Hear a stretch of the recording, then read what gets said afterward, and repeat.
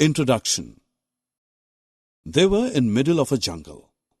The researchers got on their hands and knees and rooted through the dead leaves on the ground.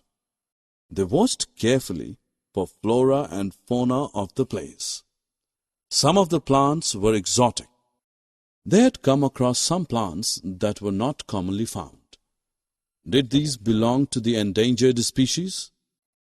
Let us find answers about plants and animals of an area in this module. Objectives. At the end of this lesson, you'll be able to discuss the flora and fauna of an area, define endemic and endangered species, explain the phenomenon of migration, recall the solutions to the problem of deforestation. Students, you must have observed that some animals and plants typically belong to a particular area. Plants and animals of a particular area are known as the flora and fauna of that area. For example, sal, teak, silver ferns, etc. are the flora and chickenara. Blue bull, leopard, etc. are the fauna of the Sanctuaries Biosphere Reserve. Now let us learn about the endemic species.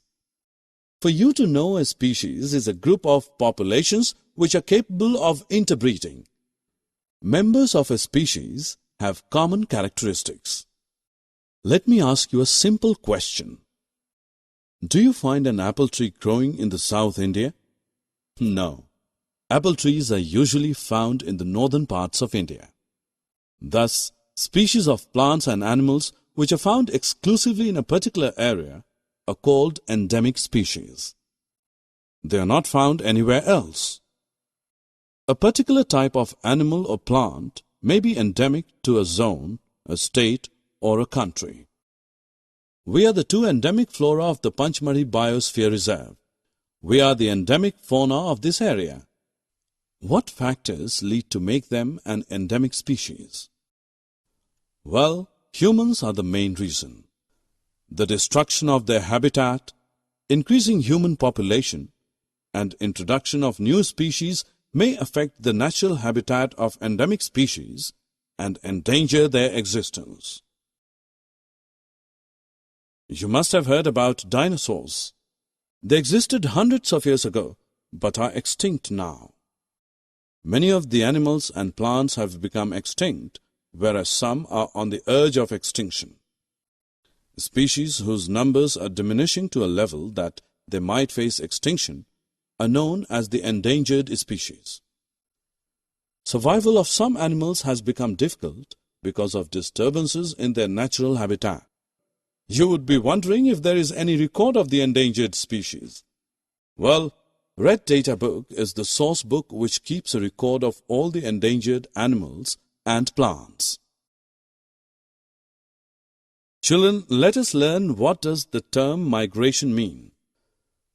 Migration is the phenomenon of movement of a species from its own habitat to some other habitat for a particular time period every year for a specific purpose like breeding or avoiding climatic conditions.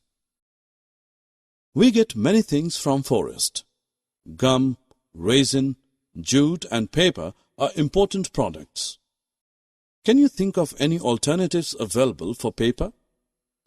What would happen if we had no wood? Well, to all these questions, recycling of paper is the simple answer. Paper can be recycled 5 to 7 times for use. By recycling the paper, not only the trees, but also energy and water could be saved. Thus, we should save, reuse, and recycle paper. Well said, Adam.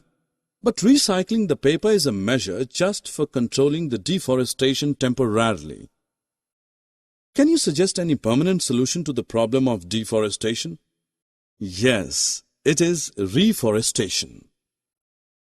Reforestation is restocking of the destroyed forests by planting new trees.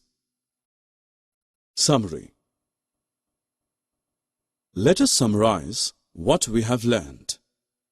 Plants and animals of a particular area are known as the flora and fauna of that area. Endangered species are those which are facing the danger of extinction. Migration is the phenomenon of movement of a species from its own habitat to some other habitat for a particular time period every year. Recycling